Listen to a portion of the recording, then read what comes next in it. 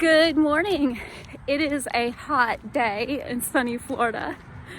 I just finished running 6.2 miles, which is a 10K, and decided to walk because I really felt good about that run, and I gave it much of what I had this morning. Not all of what I had, but a good bit of what I had. So I wanted to stop and make a video and talk about some of the big wow moments I had during my run this morning. Call them running thoughts. I went and saw my PT yesterday. We're working on feet and ankles and hip. The hip's a big issue. Not that it hurts, it's just throwing off my running just a little. Luckily it doesn't hurt. But we started with the feet and the ankles because my knee was going in and my right foot was kicking out, which it wasn't hurting anything and it wasn't severe, but it was enough that it will be a problem later. And I want to be that crazy grandma that's running marathons when she's 80. You know, if I can get away with that, I'm gonna keep it going. I started late in life, you know, I'm 52 now. I figure I could get 30 years out of these legs, maybe running half marathons and marathons here and there. So I want to stay running. So it's not even just about how I'm feeling right now. It's how I'm feeling 10 years from now. Because before I started running, I wouldn't start running because everybody told me it's bad for your knees, it's bad for your back. I've got this friend that had knee surgery, I've got that friend that had back surgery. And running is hard on the body, but humans were created to run. We were created to move. People walked everywhere before there were cars and ran. And there are people all over the world that walk and run everywhere at every age. So, you know, I think running is safer than sitting in a chair and letting your muscles atrophy. That's just my viewpoint. But be smart. Be smart.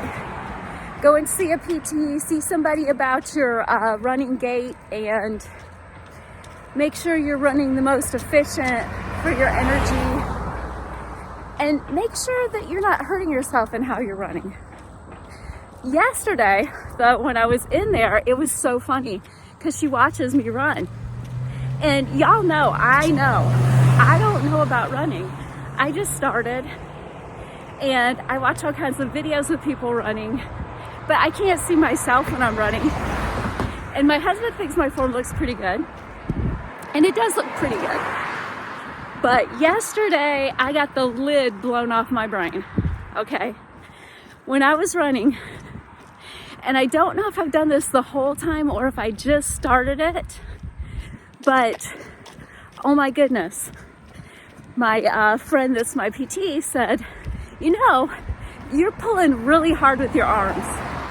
Your arms are moving way harder than your legs. You want to run with your legs. It'll take so much more energy to run like you're running with your arms pulling you. And I thought, yeah, that makes sense. So she had me run like several times until it felt natural, running with my arms a little looser and my arms running like a machine with my legs. Oh my goodness. It was so cool. So last night, I was tired, but I thought I'm gonna go for a walk and I'm gonna practice working my arms like we did at my session. And y'all, when I ran this morning, I no joke was able to run smoother and faster with less effort. Is that not crazy or what? Smoother and faster. And I felt like air. You know, there's times when you run, when you feel like a Clydesdale, you feel like hundreds of pounds, 1,000 pounds coming down on your hooves. And today, I felt like a cheetah. Now, I didn't run that fast. I run a little over 8:11 average mile. But I felt light and smooth. And I'm telling you, that is everything. I'm like, oh my gosh, I gotta wait till a sensible time of the morning, because it is just a little after 7. A sensible time of the morning to send her a text and say, my goodness, you have changed my life. Plus, we talked about breathing again, because I have issues with my core hurting after running. Some pressure in my core, lower core. And part of that's age and having carried babies and all kinds of crap, but you know, women problems. But breathing and core exercises, which are all amazing for you anyway as a runner, and strengthening your glutes and your hips, which is all stuff I've got to do anyway, fix the problem. So it's not really a problem if it's going to fix itself. But the breathing thing has blown my mind. I realized that most of my running training for the last couple of marathons and my last half marathon over a year ago, I listen to worship music and I sing. My poor neighbors, they have to hear me singing running down the road, and I have headphones in because I can't hear how loud I'm singing, so I feel for them. I do. But when you sing, you breathe from down deep in your diaphragm and all. You're taking deeper breaths than when you're pushing hard and breathing shallow. So when I started running harder and not breathing right, then I started developing that pain in my lower core and pressure. And I thought, man, what am I gonna do? Because you start looking things up, and y'all, please don't WebMD stuff. You WebMD, you got all kinds of stress fractures and all kinds of crap, and you gotta quit running. And I knew that wasn't the case, because it felt more in my muscles, and I thought, you know, that's not right. And then I was talking to my PT and I was looking things up, and we also read about the deep breathing and making sure you're filling the whole cavity, taking in deep breaths through your nose. And you know, when you're running fast, breathing through your nose is probably not gonna happen. But I'm practicing breathing through my nose real deep now. And before I left the house, I do walking lunges to kind of warm up. And I roll my feet and do other rolling and stuff that I need to do to get ready to go, so that everything's loose. And, well, not everything, because you don't want your muscles real loose when you start running, but so that your joints are nice and ready to go. I don't do a lot of static stretches. I do a lot of moving stretches, like with doing the lunges and high knees and butt kicks and such as that, you know. And when I do that, when I run, I have a way better run than if I just jump up out of bed, put my stuff on, and jump out the door. One day, a couple weeks ago, I had jumped up and run out the door, and I only had one headphone that was working that morning, and it died like 50 yards down the road. And I'm like, that is just trash. I'm taking this thing back to the house. And when I got back to the house, I thought, you know what? I didn't roll my feet. I didn't do my lunges. I'm gonna do my lunges and roll my feet before I go. And you know what, y'all? Even without headphones, I had a much better run than I would have had I not done that. So it's how we prepare, you know? It really is.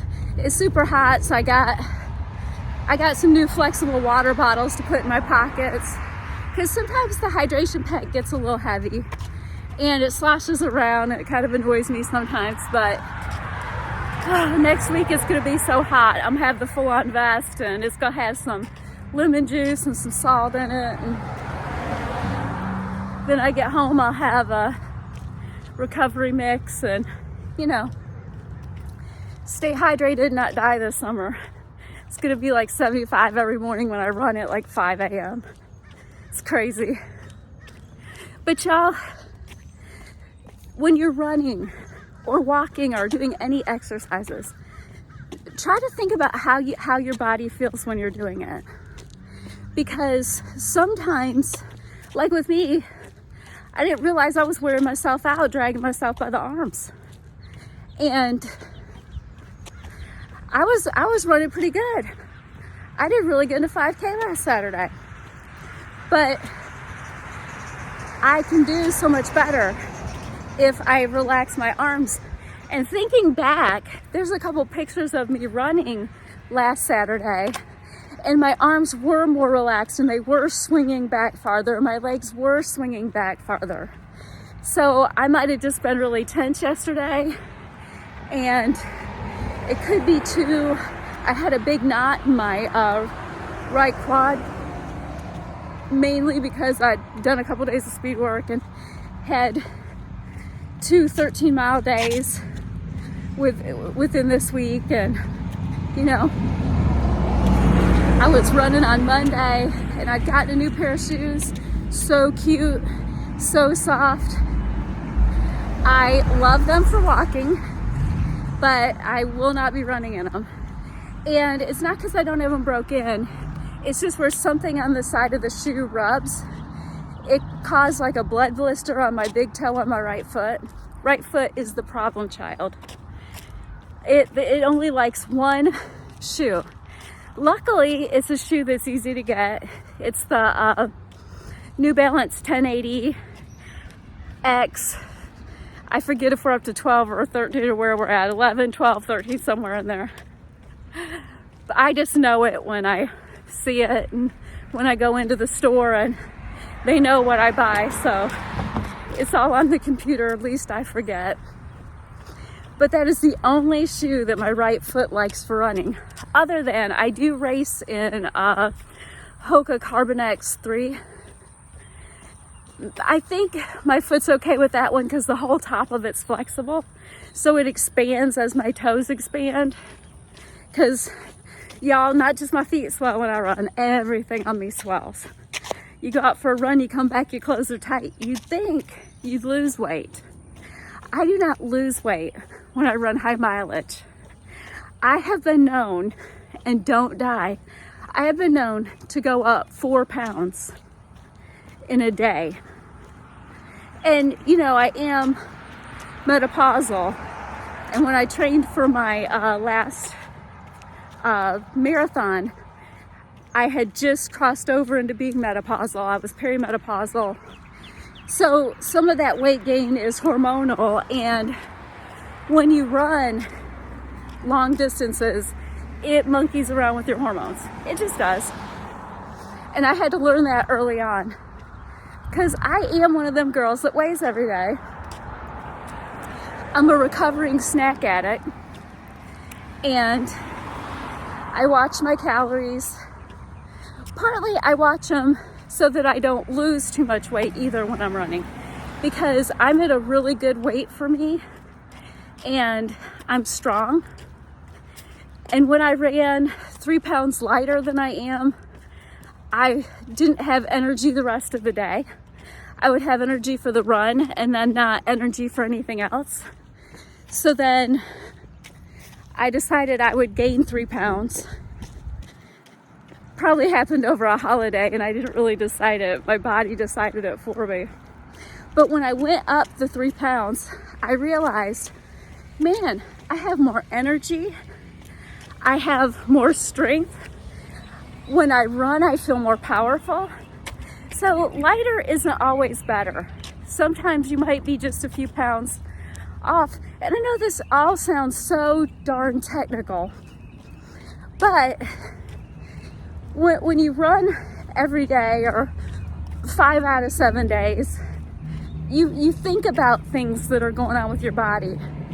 And also, I think when you're an older runner, it's good to think about, how does this make my body feel?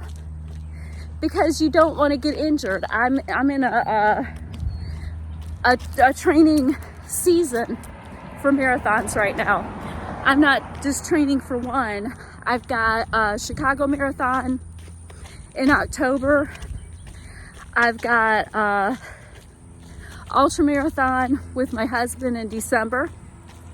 It'll be our first, so it'll be great. It's just a road one though, it's not a trail one, but we're gonna do some trail runs over in France.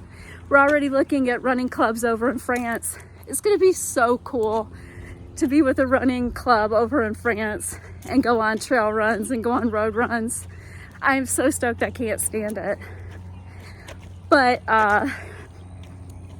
so I've got marathon in October, ultra marathon in December. I've got, I might do a half marathon in February, just as long run day.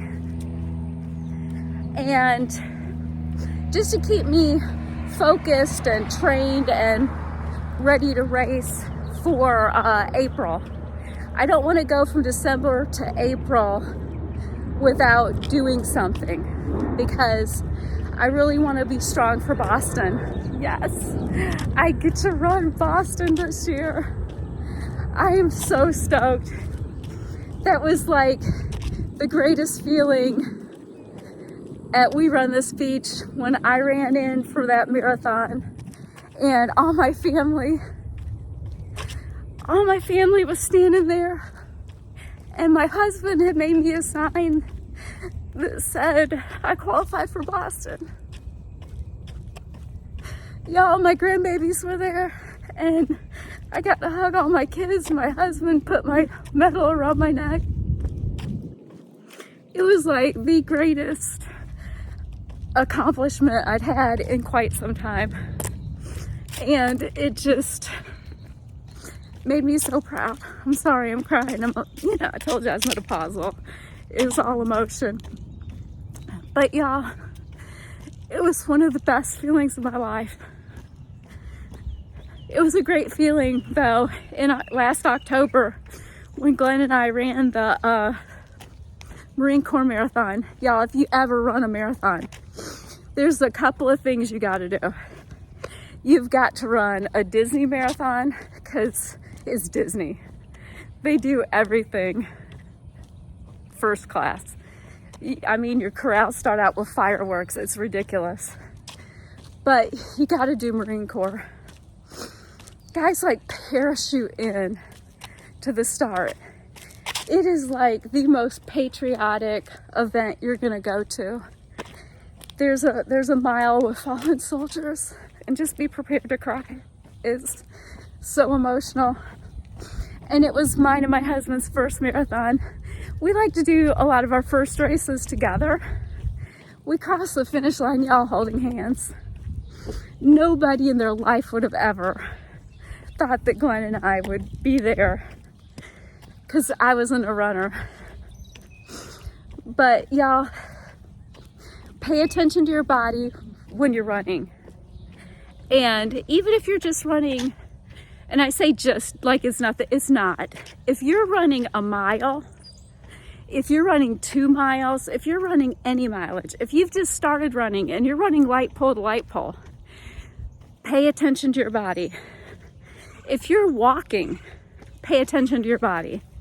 If you're doing any type of yoga or any exercise, pay attention to your body. And if something feels a little off, see a personal trainer, see a physical therapist, see somebody and talk about it. I am so glad that I started going to see Lynn, because I'm going to tell you something. I don't know what I'm doing really with running, so I'm learning it. And I'm learning how, if I do things a certain way, it's going to affect different parts of my body. So that's what you think about when you're running. You think about, how does this make me feel?